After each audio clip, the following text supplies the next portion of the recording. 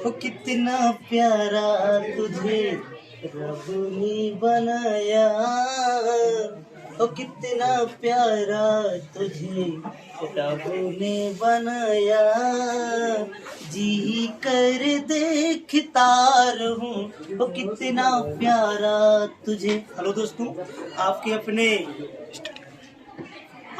अपने YouTube channel Lalganj coaching classes study point में आप सभी का स्वागत है। जैसा कि आप लोग जान रहे हैं कि हमारा सामाजिक विज्ञान का एक सीरीज चल रहा है। अब एक पैटर्न से चलेगा, पूरी क्लास हम क्लास वाइज देंगे। हमारा पहला चैप्टर है यूरोप में राष्ट्रवाद। तो आइए हम देखते हैं यूरोप में राष्ट्रवाद में हम किन किन बातों पे चर्चा करते हैं और कैसे कैसे पढ़ेंगे, और एक बार इनका हम पाठ्यक्रम चर्चा देख लेते हैं कि आखिरकार यूरोप में राष्ट्रवाद का उदय में कौन कौन से हिस्सेदारी आते हैं, या किन किन टॉपिकों पे हमें चर्चा करना है, कौन कौन से इम्पोर्टेंट हेडिंग होते हैं, उनको हम समझते हैं। तो सबसे पहली बात आती है कि हम इनका सामान्य परिचय देखते हैं। सामान्य परिचय देखते हैं। उसके बाद हम फ्रांसीसी क्रांति और राष्ट्र का विचार देख लेंगे। उसके बाद हम यूरोप में राष्ट्रवाद का निर्माण। देखिए, जब लोग राष्ट्र के बारे में समझ जाएंगे तो अलग अलग देश, अलग अलग महाद्वीप अपना अपना क्या करेंगे, अपना अपना राष्ट्र का विचार करेंगे। तो यूरोप भी जैसा कि आप लोग जानते हो, यूरोप भी एक क्या है, महाद्वीप है। तो यूरोप महाद्वीप में भी राष्ट्र का निर्माण होगा, राष्ट्रवाद का निर्माण होगा। उसके बाद क्रांतिकारियों का युग आ जाएगा 1830 से 1848 के बीच में।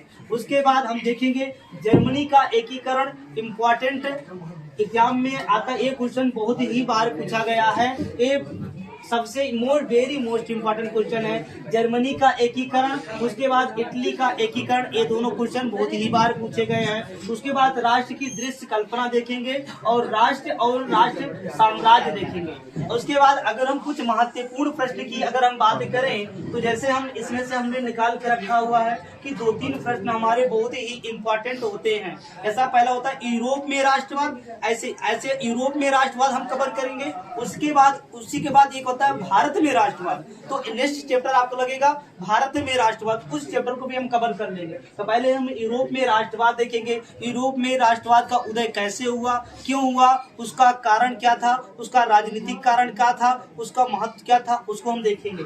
उसके बाद जर्मनी का एकीकरण, इटली का एकीकरण, ये 3 क्वेश्चन सबसे इम्पोर्टेंट होते हैं। लेकिन अगर हम यहाँ पे फ्रांसीसी क्रांति और राष्ट्र का विचार देखें तो यहाँ पे फ्रांसीसी क्रांति और राष्ट्र का विचार में आइए हम देखते हैं क्यों किन किन हेडिंगों विचार करते हैं। मतलब फ्रांस में क्रांतिकारी का जनक, या फ्रांस में क्रांतिकारियां क्यों हुई, किन किन कारणों के कारण फ्रांस में क्रांतियां हुई। तो पहला कारण था राजनीतिक कारण। वहाँ पे बहुत ही ज्यादा राजनीतिक होता था, वहाँ पे राजनीतिक कारण था। इसको राजनीतिक के कारण में हम डिस्कस करेंगे, पूरा विस्तार कुछ बताएंगे कि फ्रांसीसी क्रांति में राजनीतिक कारण का क्या प्रभाव था, क्या कारण था। उसके बाद सामाजिक कारण देखेंगे।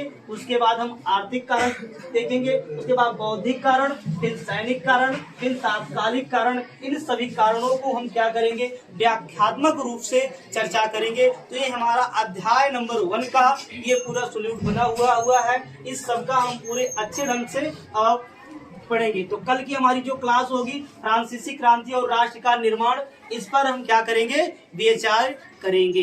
ठीक है, धन्यवाद। सभी बच्चों को समझ में आया?